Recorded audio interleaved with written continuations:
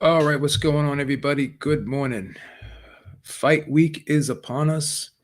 We are just days away from the third fight between Deontay Wilder, Tyson Fury, and a lot of us who have boxing channels and do these podcasts and these videos, we've been talking about this fight for a while now.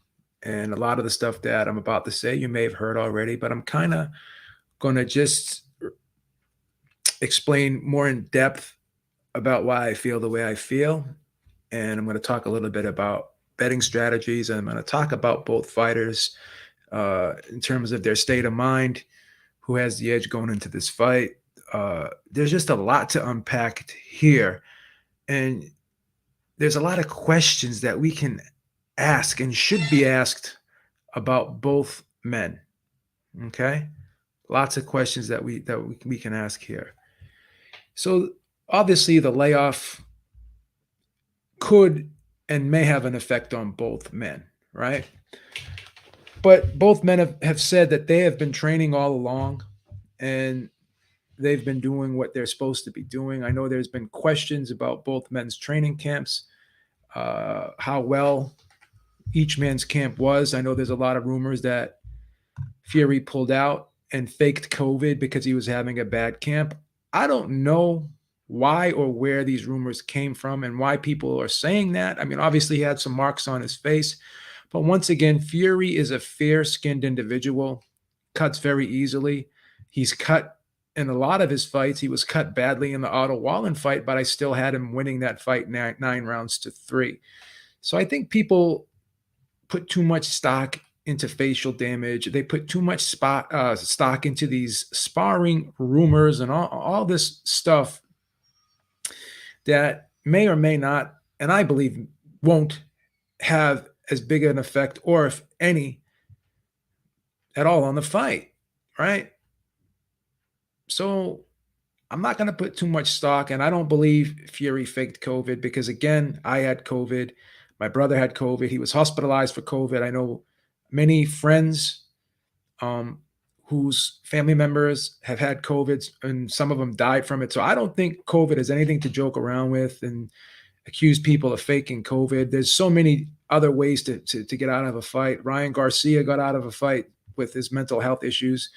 There's so many other injuries that a fighter can claim to get out of a fight. I don't know why he would have to use COVID to do that. And plus, I don't believe a commission, after receiving the positive COVID test, would lie about the result, or the result of the test goes to the commission. So again, I'm not going to go too far deep into this, but these conspiracy theories are just unfounded, and no one can really explain to me in depth how that could happen. And why would a medical worker, doctor, lab technician, whoever, who's ever reading that test, why would they lie about that result? And once that test result gets shipped to a lab, the fighter doesn't know where it's going. So how could that fighter or someone from his team bribe someone or influence someone into saying that test is positive when it's negative? I mean, I just can't buy into that. I just can't do it, and I'm not going to do it because I don't think COVID is anything to play around with or joke about. Because of, like I said, my history with it and my brother's history with it. My brother was in the hospital for 11 days. I was really worried about his health and what was going to happen. So I'm not going to play around with COVID. So Deontay Wilder has been putting a lot of training footage up, showing people that he's this new and improved fighter. Quite frankly, I don't see it. I don't think it matters to me if he can bench 325 or 330 pounds, because Tyson Fury is not a barbell. He's not a guy that's just going to stand there and let you push him. He's going to be a guy that's going to be pushing back on you. He's going to be leaning on you. He's going to be outweighing you. So trying to bulk up and trying to become a weightlifter and do one rep maxes, is that going to have an effect on your strength in this fight? Is it going to be functional strength that you can utilize in this fight against Fury? I highly doubt it. I'm just being honest and objective here, right? So now Deontay Wilder all of a sudden is going to be this body puncher, right? Something he's really never done consistently his whole career, right? with that comes, when you go to the body, you're a tall guy, then you run the risk of being hit upstairs. And watching the footage of Deontay Wilder throw punches to the body, I don't see him bending his knees, making himself a smaller, compact target on the inside to make himself harder to hit. And I still think Tyson Fury has the edge and will always have the edge on the inside, because Tyson Fury has shown to have a pretty solid, decent inside game, right? Deontay Wilder never has, you know? So we've seen Tyson Fury win in a numerous amount of ways. We've seen him fight a whole fight southpaw. We've seen him pot shot from the outside. We've seen him be the counter puncher. We've seen him fight a physical, grueling type, mauling type inside fight. You know, we've seen guys like Cunningham have success early against him by using their foot speed and their boxing ability and going in and out against Tyson Fury. But once Tyson Fury decided, you know what, I'm going to change the direction of this fight, I'm going to switch it up, and I'm going to make this a physical fight. Once he did that and imposed his size and strength on Steve Cunningham, he was able to knock him out. So we've seen Tyson Fury go to plan B. We've seen him box from the inside against, box from the outside against Otto Wallen. And then when he got cut, in an attempt to protect the cut, you know, he changed his stance and he shortened up the distance, and he got in close and tried to smother Wallen and didn't want to give Wallen the punching range that he needed, you know, to get that straight left off, right? So we've seen him adapt and adjust in fights. We've seen him do it against Deontay Wilder. You know, he's starting to get a read and a timing for that right hand, and he sees it coming out. He knows that Deontay Wilder is going to drop it down to his chest and shoots it mostly from his chest before he throws it. Or if he does bring his hand down, he wants to throw it over the top. He always brings it down and always has to reposition it to throw it, whether he wants to, you know, throw it in a straight fashion or looping fashion or over the top. So Deontay Wilder has that tell that Tyson Fury has been able to pick up on, right? It's been able to pick up on it. And now even when it does land, Tyson Fury seems to be rolling with it. You know, it still landed in the second fight, but Tyson Fury knows it's coming and he rolls it. Or you know, and a lot of times he'll slip it or he'll just catch it, right? So we've seen Tyson Fury win in a variety of ways. We've seen him switch things up in a fight. We've seen him go to a plan A, a plan B, and a plan C. We've only seen Deontay Wilder fight one way. And to me, and I could be wrong about this, I've never seen a heavyweight champion in the history of the sport, and I could be wrong. This is just my own personal observation. If anyone can correct me if I'm wrong, please feel free to do so. I have never seen a heavyweight champion lose more rounds in his reign than Deontay Wilder. And in my opinion, out of the 19 rounds that these two men have fought, and I know this has been repeated over and over again, I've only given Deontay Wilder 3 of those rounds. So the data and the history has shown me that it's going to be almost damn near impossible for Deontay Wilder to win a decision. But we can see Tyson Fury winning a decision, and we can see him winning by knockout, right? Because in my opinion, he did win the first fight by decision, even though it was a draw, and most people agree with me, right? If you do a poll, I would venture to say at least 85% of the people would say Tyson Fury won that fight. And if you look at the average fan scorecard, the majority of fans overwhelmingly scored that fight for Tyson Fury, right? So the chances of Deontay Wilder winning by a decision, it's damn near impossible. I mean, for Deontay Wilder to win this fight by decision, he's like a plus 800, okay? And this whole thing that Deontay Wilder is always dangerous, right? We're going to still hold on to that puncher's chance thing by Deontay Wilder, where in 2 fights, that puncher's chance never materialized for him. Even though he knocked Fury down in that 12th round, and Fury looked like he was out, he still got up. And even with that punch, if you go back and look at the replay, Fury still rolled that shot. So that is a credit to Deontay Wilder for his power, even knocking Fury down while he was rolling that shot. But once again, that was a Fury that was off for so many years, had two meaningless tune-up fights, didn't even look great in either one of those tune-up fights, if you want to be honest. But he took that fight back in 2018 with Deontay Wilder, and everyone thought he was going to get slaughtered. I didn't, but everyone thought he was going to get slaughtered. And he rose to the occasion, and he thoroughly outboxed Deontay Wilder, in my opinion.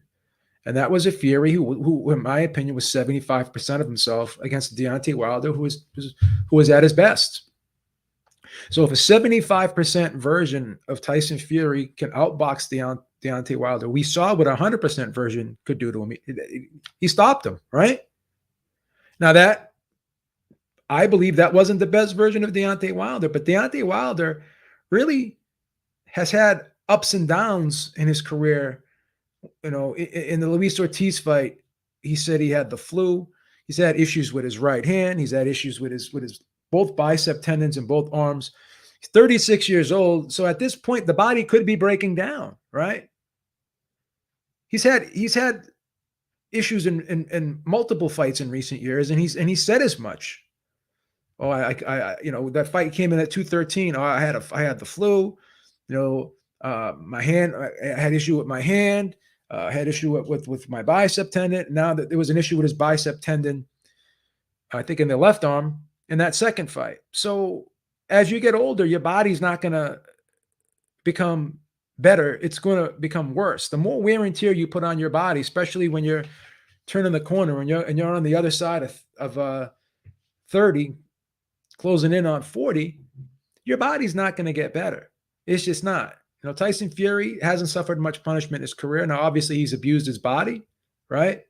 But he hasn't suffered that much punishment in the ring. He's not as old as Deontay Wilder. He's about about 4 years younger than Deontay Wilder, if I'm not mistaken. He's about 32 years old. So Tyson Fury does not seem to have the same amount of wear and tear on his body that Deontay Wilder has. Now, even though Deontay Wilder hasn't been beat up in the ring outside of that Tyson Fury fight, there's been a lot of fights where Deontay Wilder has been hit a lot. You know, we've seen him busted up in fights too. Spilka fight, we saw him getting hit a lot.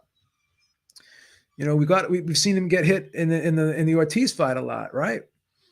So there's been a lot of fights that we've seen Deontay Wilder get hit a lot, and that cumulative effect of getting hit so many times and then just having that one big right hand bail him out.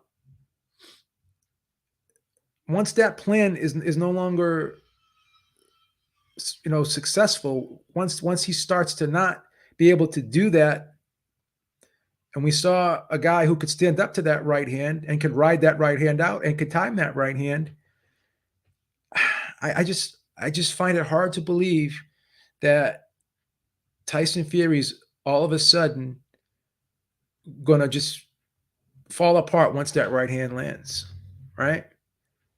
After Deontay Wilder has landed it cleanly in 2 fights, and Tyson Fury has taken it in 2 fights, and he's rolled with it in 2 fights. So is it impossible that right hand can knock out Tyson Fury? No.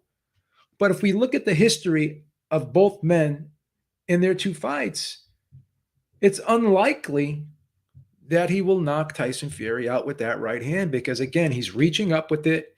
He's fighting a bigger man who can take the shot. And Tyson Fury, you know, he's just so versatile in there. He can win in a numerous amount of ways when Deontay Wilder can only win one way. So is Deontay Wilder going to turn into a master boxer overnight? And can Malik Scott be that guy who will turn him into that master boxer? Are we supposed to believe that this guy is a new and improved fighter just from this footage that they're putting up there and trying to make him look good? Like, they're going for, you know, we're not seeing Tyson Fury put all this footage up there. I've never seen other fighters really put as much footage up there as Deontay Wilder. It's almost like he's trying to convince people, and even convince himself, that I'm a better fighter than what I showed in recent years. Okay? So this is a guy who's been fighting since he's 20 years old, right? As a pro. And then if you would count his amateur career, he's been fighting probably 20 years of his adult life, right? 18 to 20 years of his adult life. And he's been fighting one way for all those years. Now, I do believe he has a good jab. He has a very underrated jab. But again, he's just so inconsistent with it. And, he showed a good jab in the Stavern fight. But once again, when you got a guy like Tyson Fury, who's really good at figuring guys out, he's really good at has those reflexes, and he's able to just see these punches coming. Tyson Fury is another one of those guys who's an adaptive reactive fighter. He just has that impeccable timing and that impeccable reaction time and the ability to develop, and his brain just processes things so much quicker than other fighters. So he's able to see what's going on in front of him and adapt to it better than 99% of the fighters out there. So is there anything Deontay Wilder can do outside of landing that big right hand, which failed him in the first two fights? So all of a sudden that right hand is like, it's almost like Avengers Infinity War when Mjolnir was broken by Hela, right? And then in Infinity War, he came up with Stormbreaker. Is that right hand all of a sudden that was Mjolnir? Is it going to turn into Stormbreaker for this fight? Is that what's going to happen? Can someone explain this to me? So for me, all Deontay Wilder does have is that right hand, and he has a pretty good jab. But will that 1-2 be enough? Will that 1-2 be enough? Because I'm not seeing the improvements with the footwork, right? I'm not seeing the improvements with the left hook. Still slaps with it. I'm not seeing him bend his knees and make himself a compact target when he's on the inside. I'm just not seeing these things. I'm not seeing him being pushed back in training. I don't see any training footage of Malik Scott forcing him backwards, right? Or putting his body on him and pushing him, creating those scenarios in which Fury did in the second fight, where he put his body on him. I'm not seeing that. All I'm seeing is pad work designed to make Deontay Wilder look good. Pad work where Deontay Wilder looks to be in his comfort zone, doing what he normally does. Tyson Fury is not going to allow him to do those things in a fight. So you have to create fight scenarios in training to show the fighter how to deal with those scenarios come fight time, right? And I'm just not seeing that. So Tyson Fury's brought in some tough sparring partners. I don't know the sparring partners that are in Deontay Wilder's camp. I know that Jared Anderson is in Tyson Fury's camp. He's a very promising heavyweight, right? So we know that Fury's pushing himself in camp. Question is Deontay Wilder just doing more of the same, right? Is he doing more of the same? Because we never used to see all this training footage before. So how can we really determine by looking at this footage if Deontay Wilder is really improved? And are we supposed to believe that Deontay Wilder is just going to turn into this efficient boxer, right? He's supposed to turn into this efficient boxer in one training camp with Malik Scott. I just don't see it.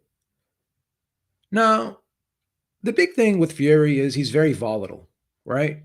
He's never defended this title, right? He's pulled out of fights before. We know that, right? His mental stability is in question, right? He tends to become complacent if he doesn't have a fight scheduled, right? He gets depressed when he's not training, right? But he's been training all along, right? To me, looking at him, he doesn't look any heavier than he looked for the second fight. Still looks to be in good shape to me, considering, Fury. Fury's never going to be the body beautiful, but he still looks good for Fury, right? Doesn't look like he's put on any extra weight, right? He may even be a little lighter for this fight. I suspect maybe he'll weigh about 265 to 267 or 200, about 265, 267.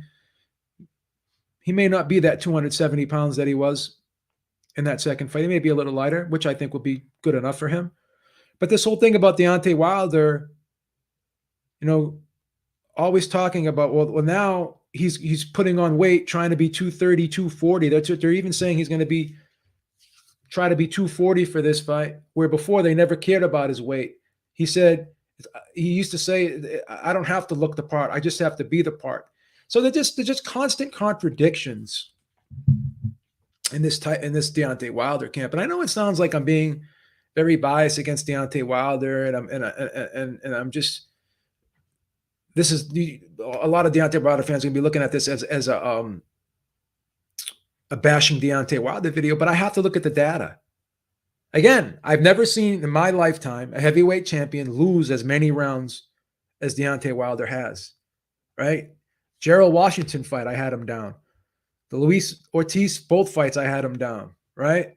I had him down in the Spilka fight, right? There's another Mexican American heavyweight, I forget, Joshua fought him as well. I had him looking bad in that fight. His eye was swollen up in that fight. So I just never seen a guy lose as many rounds as Deontay Wilder and then just land that one punch and have that one punch bail him out. But I'm starting to see,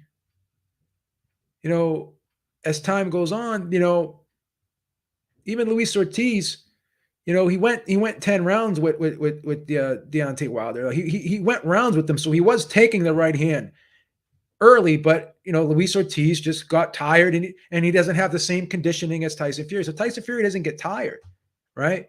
Tyson Fury took that punch in the 12th round and was still able to get up from it, because that's just a testament not only to Tyson Fury's heart, but his conditioning. Molina, that's right. Molina was troubling him as well, and I had him winning a lot of rounds against Deontay Wilder. For some reason, I forgot that name. Thank you so much, George Hall. Molina. For some reason, that name escaped me. So, yeah, Fury was sporting a split bottom lip in the Inside Wilder Fury episode. But once again, Tyson Fury is very fair-skinned, and he always busts up in fights. So I don't know if that's a great indicator, of how well someone's doing in camp, right? I just don't know if that's a great indicator. Marquez in all those fights with Pacquiao, his face always got busted up more than Pacquiao's did. Some fighters, like I said, are just fair-skinned. They've developed scar tissue over the years, right? So, again, you're going to see bumps and bruises on Tyson Fury. Miguel Cotto was another guy who busted up. He always busted up in fights. Marquez, Chavez, even Chavez Sr., he always used to get cut above the nose. Like certain fighters are just always, Lennox Lewis always used to get bloody lips and bloody noses in his fights. And then Emmanuel Stewart changed up his hand positioning and he started getting less cuts. But I'm not so sure that's always an accurate indicator of how well a camp is going, just because you see guys with cuts. That's the thing. See, I don't think Fury got tired in the Wallen fight. I just don't see it. I do believe that the blood was troubling him. Obviously, it was a nasty cut. Fury had some issues in that fight, no question. But once again, I scored the fight 9-3 for Fury. He made the adjustment by by switching stances and making it an inside fight. Who do I want to win this fight? I don't care who wins this fight. I just don't care who wins this fight. But I have to look at history. Fury has shown in the two fights that he's the more skilled fighter. Fury has shown that he can win in multiple ways. I felt he outboxed him and out-finessed him in the first fight. And in the second fight, he overpowered him and out-muscled him on the inside in the second fight. Or I just seen Deontay Wilder chase Tyson Fury around the ring for both fights. So how am I supposed to all of a sudden just believe that that Deontay Wilder is going to turn into this master boxer?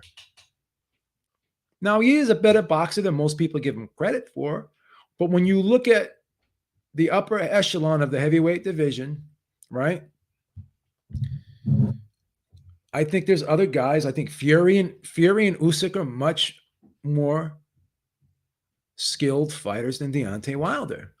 And you can make an argument that even Anthony Joshua is a better combination puncher than Deontay Wilder, right? So I have to look at the data. My eyes can't tell me I'm seeing something that I'm not seeing. You have to take the emotion out of it. But again, why is this one punch thing? If you're gonna go into a fight, right? And you're saying that I have a puncher's chance, then you're limiting your chances to win the fight. Wouldn't you rather have more ways to win the fight than just landing one punch? And that one punch landed multiple times in both fights, and it didn't make a difference. So why all of a sudden is it going to make a difference in this third fight? Why all of a sudden is Deontay Wilder going to be Superman in this third fight when he didn't show to be Superman in the first two fights? And Tyson Fury is going to be shit. Like, everyone just expects Tyson Fury to fall apart in this third fight. The best chance for Wilder to beat Fury was the first fight when Fury was 75% of himself, coming off of losing over 100 pounds, looking bad in those two tune-up fights, right? You didn't have the best version of Tyson Fury. And I said going into that fight, I think even a 75% version of Tyson Fury beats Deontay Wilder. And that's no disrespect to Wilder. I just think Tyson Fury is levels above Deontay Wilder in skill. That's all I'm saying.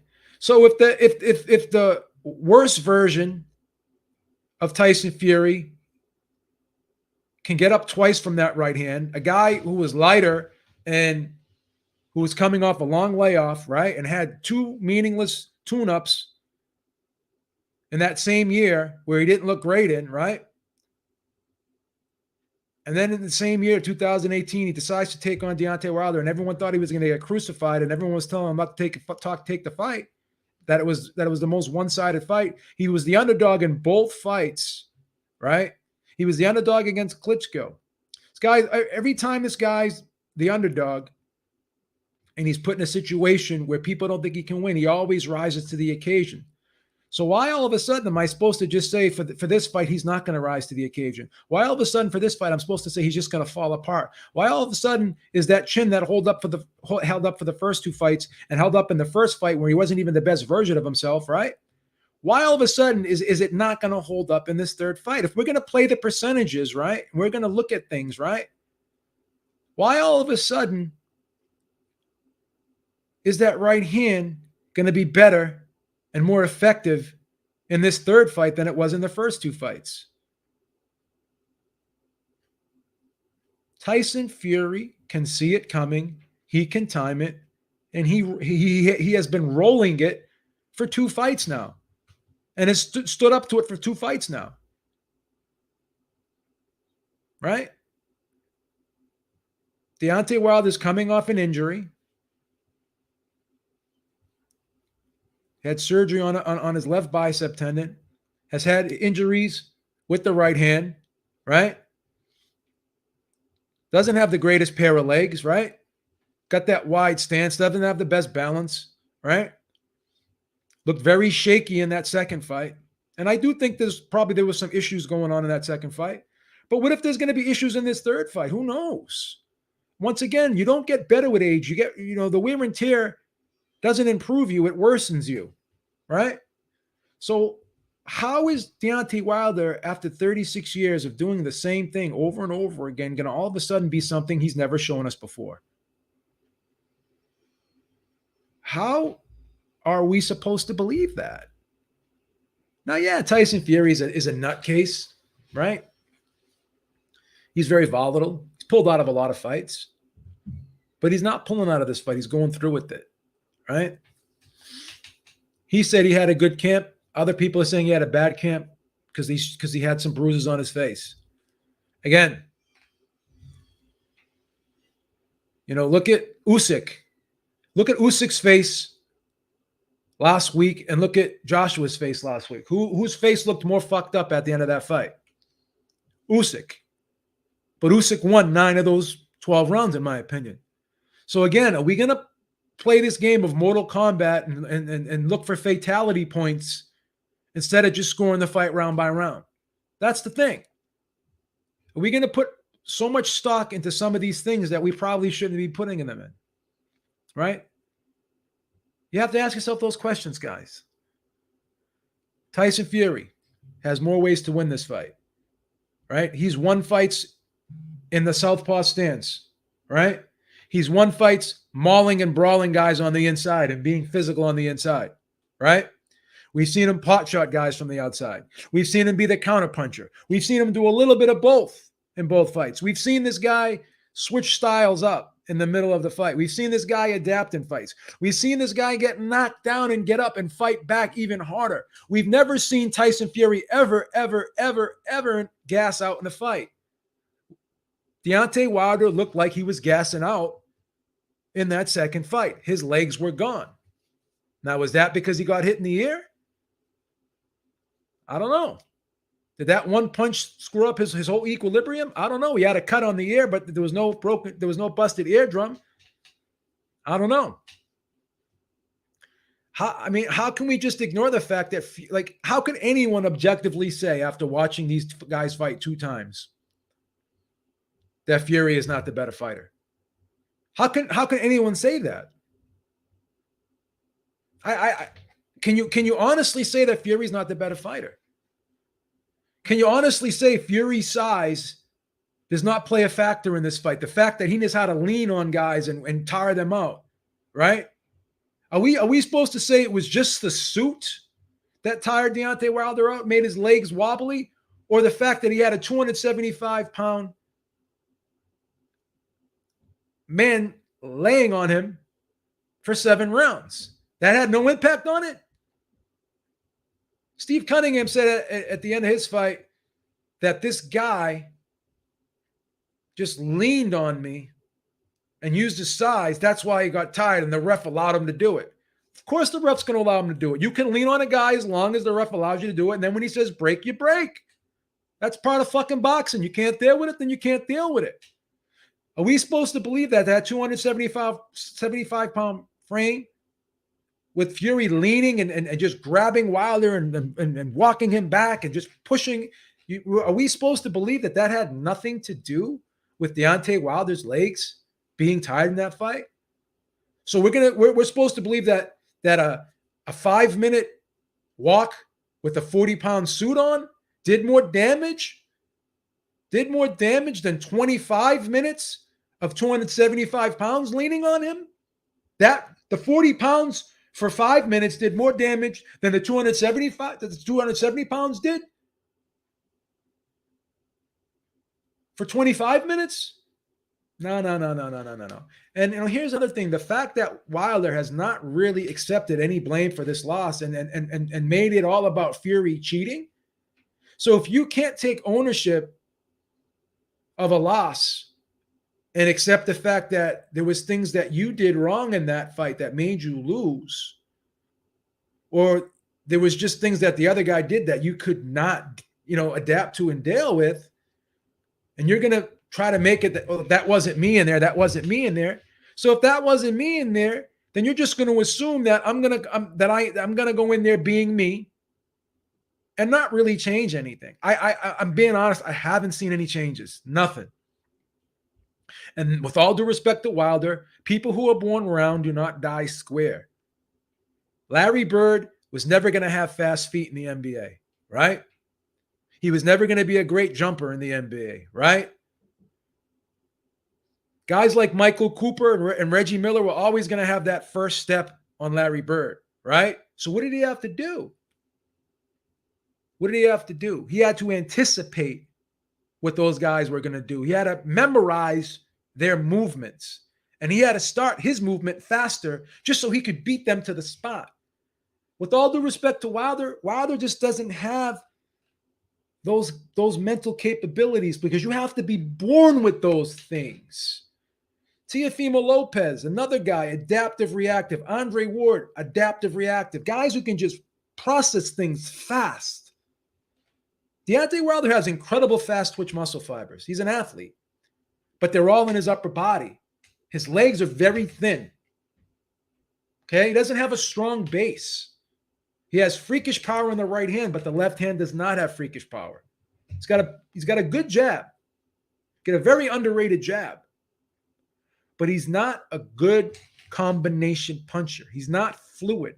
There's always a hitch in between those punches. He throws the jab, and then he brings the right hand down, then he raises it back up, and he pulls back, and then he throws it.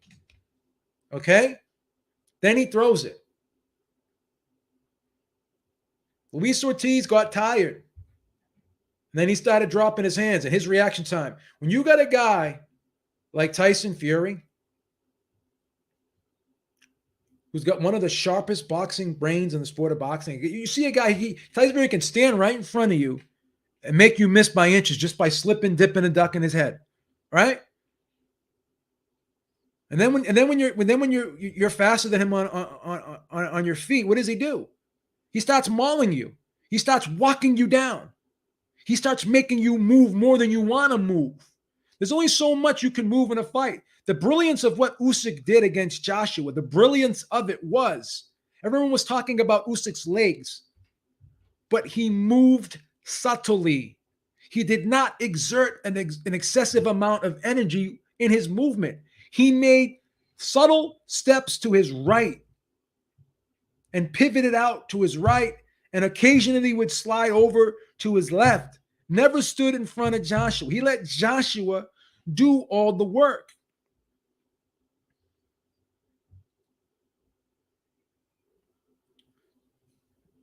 Okay, he never stood still, but he knew how to pace the fight. He knew when to grab and take the break, right?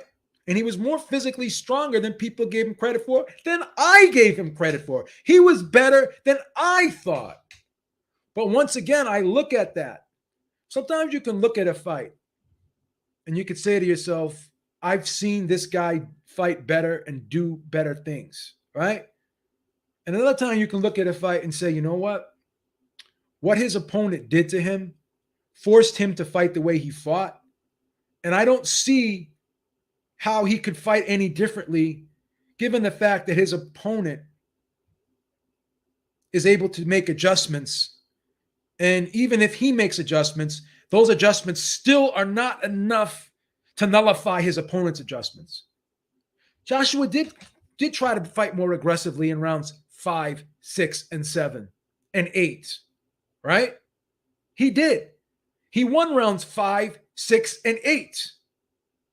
So you got 5, 6, 7, and 8. Those are the 4 middle rounds. That's where he made his run, guys. Remember, right? So he won 3 of the 4 middle rounds, in my opinion, and in most people's opinion. But what happened? Usyk made another adjustment. What did he do? He started going to the body. He started moving his head more. He started making himself a compact target and bending his knees more. He started taking breaks on the inside and holding Joshua, right? And then Joshua started getting tired in those middle rounds because he was being more aggressive. And then Usyk kicked it up again in rounds 9, 10, 11, and 12 and swept all 4 rounds on all judges' scorecards and on my card as well. So Joshua made the adjustment. He made the second adjustment, right? But he couldn't sustain it. And then Usyk made a third adjustment. So just because a guy can make a second adjustment, right? Just because a guy can make a second adjustment, if he's fighting a guy that can make a third and fourth adjustment, then he's in fucking trouble.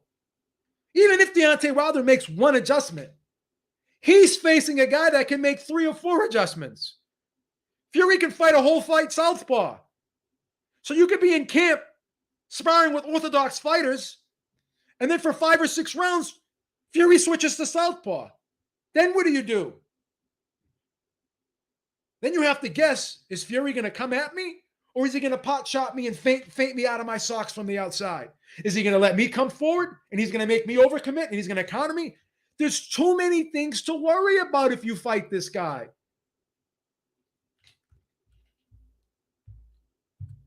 Thank you so much. Low Ring IQ said, great commentary last week on Joshua Usyk. I appreciate that very much. I had fun. So that these are all the things we have to look at if we're going to be objective here. And for the record, I like Deontay Wilder a lot. You know why I like Deontay Wilder a lot? Because I respect what he's done. This is a guy who had to work a 9 to 5, right? Didn't run out on his daughter when things got tough. When the pressure, he was young. It's very easy for a guy 20, 19, 20, 21 years old when he has a child and he doesn't have any money. It's very easy for the pressure to set in and the young man run out. But Deontay Wilder stuck with it, right? He did whatever he had to do. Worked on I think it was the Coca-Cola truck delivering Coca-Cola to establishments. And then he said to himself, I got to try to do something different so I can make some money for my daughter. So he showed a lot of character early in his life, right? And I love the man for that. I respect the guy. And part of me wants to believe all this other stuff that's going on right now with the excuses. And it hurts my heart to hear him say what he said about Mark Green. It generally hurts my heart. I'm being real. It hurt my fucking heart to hear him say those things. And I want to believe that maybe that, he just said them out of anger. Maybe that's not what he believes in his heart. I want to believe all those things. So this was a guy who made the most out of his ability. Great athlete, great fast twitch muscle fibers, right? Great strength, right? Great intestinal fortitude. Went to the Olympics, won a bronze medal without having an extensive amateur career. It's already overachieved in life. Set for the rest of his life, made multi-million dollars in his career. I like the guy a lot, but he really disappointed me with his reaction to the loss in the second fight. I have to be honest with you. But that in itself is not going to make me have any hate for the man. I don't dislike the man because I think there's more. If I look at the totality of the human being, there's more positive that I could see in Deontay Wilder than negative. That's how I assess people. I look at the positives and the negatives, right? And there could be that one negative thing that someone does that is so great that it could trump and erase all the positive. But I don't see that with Deontay Wilder. This guy was a heavyweight champion of the world. He was an Olympic bronze medalist. He's done a lot of great things for his family and friends. He's successful. He's turned his life around. He's the epitome of the American dream, showing that you can make something out of yourself coming from humble beginnings. So I can't have nothing but respect for the man. But I'm gravely, gravely disappointed in the behavior after the loss. Gravely disappointed with the behavior after the loss, if I'm going to be honest. That's all I'm saying. And Tyson Fury may not be the best guy in the world in terms of his character, but he's honest. He's not perfect, but I respect the guy. I can relate to the guy. I have depression too. I know how it is, right? But I can't co-sign with everything Tyson Fury does either. I don't like his behavior going out and partying after getting COVID. That pissed me off, right? I don't like the fact that he was part of that whole circus with Joshua, knowing the fight wasn't going to happen, but kept fucking around and trolling the fans. I don't like that. Wasn't happy about that. I don't like the fact that the guy's never defended the heavyweight title, ever. I don't like the fact that he never went and gave Klitschko that rematch. That's troubling to me. I'm real about it. I don't like the fact that he tested positive for nandrolone. I don't believe that it was the boar meat. I believe that he actually took the drug. I don't make excuses for people. I call it down the middle. But if I have to look at both men, right? There's no way, if I'm being intellectually honest, that I can tell you Deontay Wilder is a better fighter than Tyson Fury. I can't tell you that. And I'm I'm being asked to buy into the puncher's chance thing. But I have to play the percentages. I have to play the percentages here. And that right hand landed multiple times in 19 rounds. I saw a man in Tyson Fury in that first fight who I said was 75% of himself, who was not the best version of himself. And I've seen him win 9 out of 12 rounds against a killer in Deontay Wilder. I seen him get up in the 12th round after catching that right hand on the chin. And I do think he rolled a little bit, right? But there was a second punch that landed. I seen him get up. And here's the scary fucking thing about it, guys. After fighting for 12 rounds and moving as much as he moved and throwing as many punches as he threw in that fight and taking that monster right hand, he got up and won the rest of that 12th round. How can people not see that? How can people not see that and totally just disavow that? How? How can people not see that? I just don't understand how people can not see that. So people are asking me to bet on a puncher's chance, virtually a Hail Mary pass or a miracle. I'm not going to bet on that. I'm going to bet on the guy who's shown me that he has the better skills. The guy who's shown me he can adapt in a fight. The guy who's shown me he can win in multiple different ways, right? So if I'm playing the percentages here, I have to go with Fury. Now, how do we bet this fight? Because there's always, we have to always have the betting angle here, right? Let's take a look at the odds. I saw the under is at the over under. The under is 9.5. I haven't seen what the over is. The under at 9.5 is a minus 200. The draw is a plus 2,500, right? Fury is a minus 325. Wilder is a plus 230. So Fury's roughly a little bit more than a 2.5 to 1 favorite. Wilder KO is a plus 300. Wilder by decision is a plus 800. Fury by KO is a minus 110. Fury by decision is a plus 400.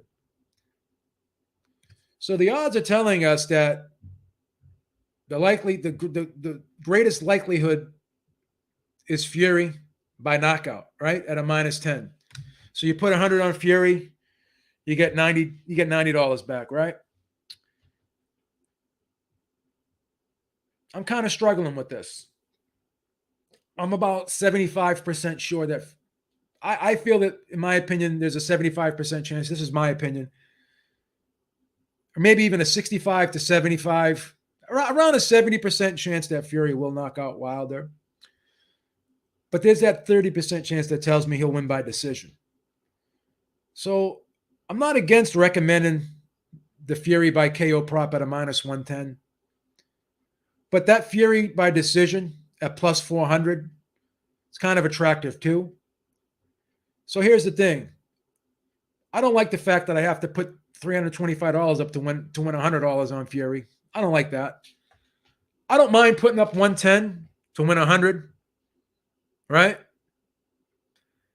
I don't mind putting 50 to win 400 by decision, right?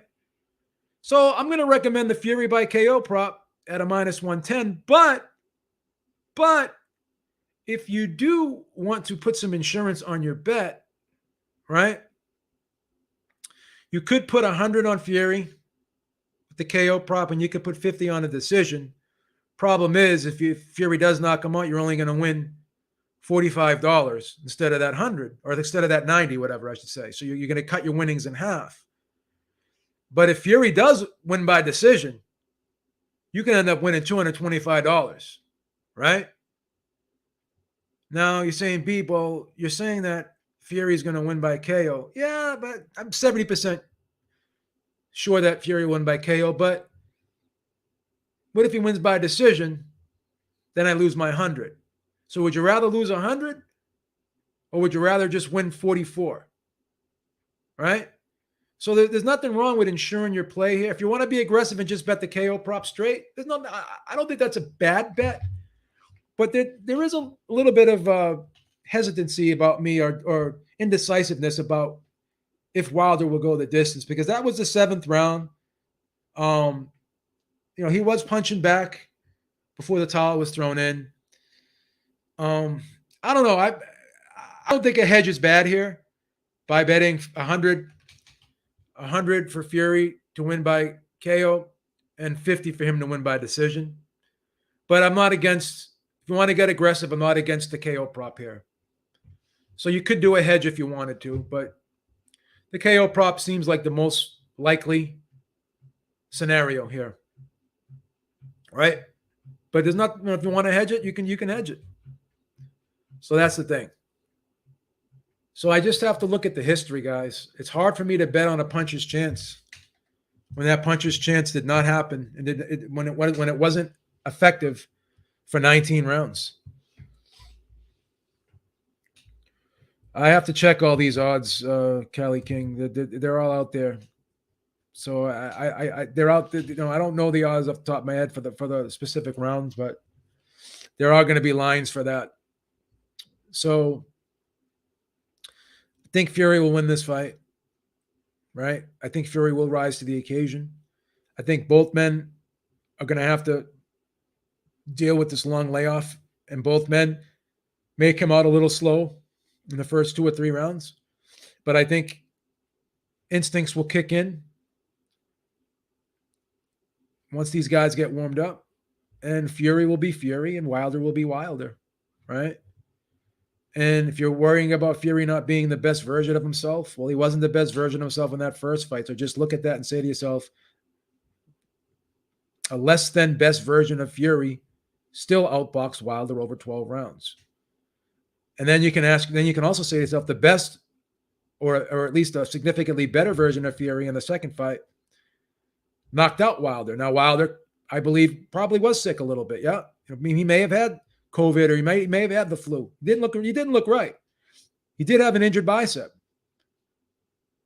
But again, he was 100% for the first fight, and he fought a guy who wasn't 100%. And I think he still got outboxed. So for all intensive purposes, we'll say Wilder will be at his best and Fury will be at his best. With that being said, I don't see Wilder winning the fight.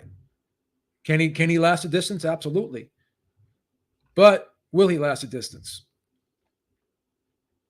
And if he decides to be more aggressive in this fight and take more chances in this fight,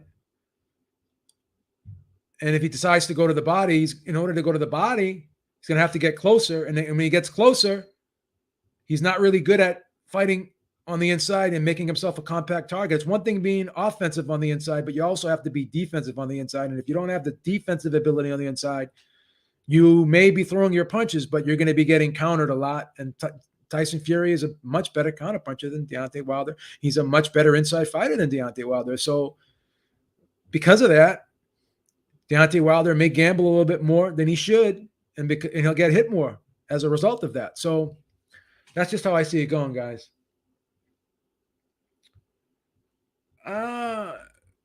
Why would you say something that's not unlikable Wilder can win in the first 3? Well, why didn't he win in the first 3 in the first 2 fights? Again, we can't pretend the first 2 fights didn't happen.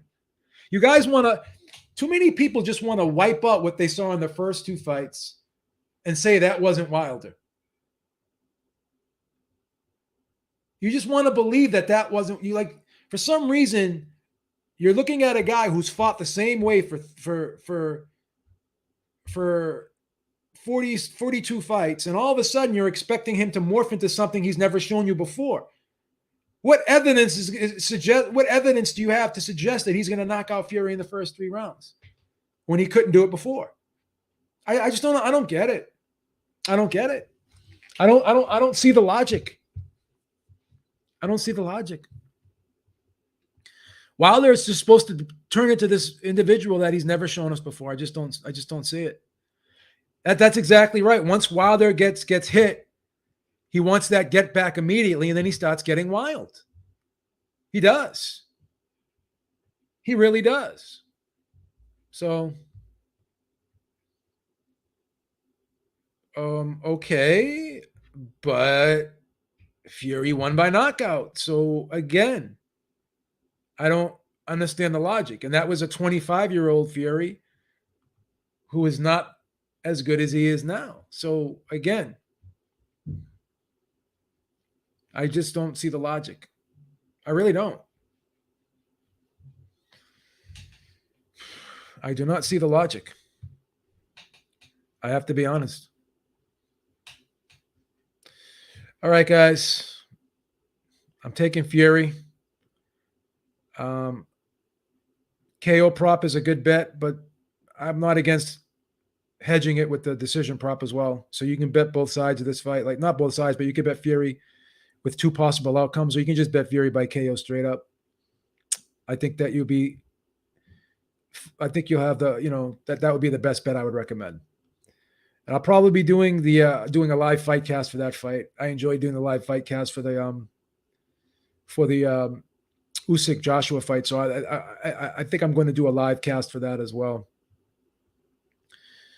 Sanchez, Ajagba. Wow.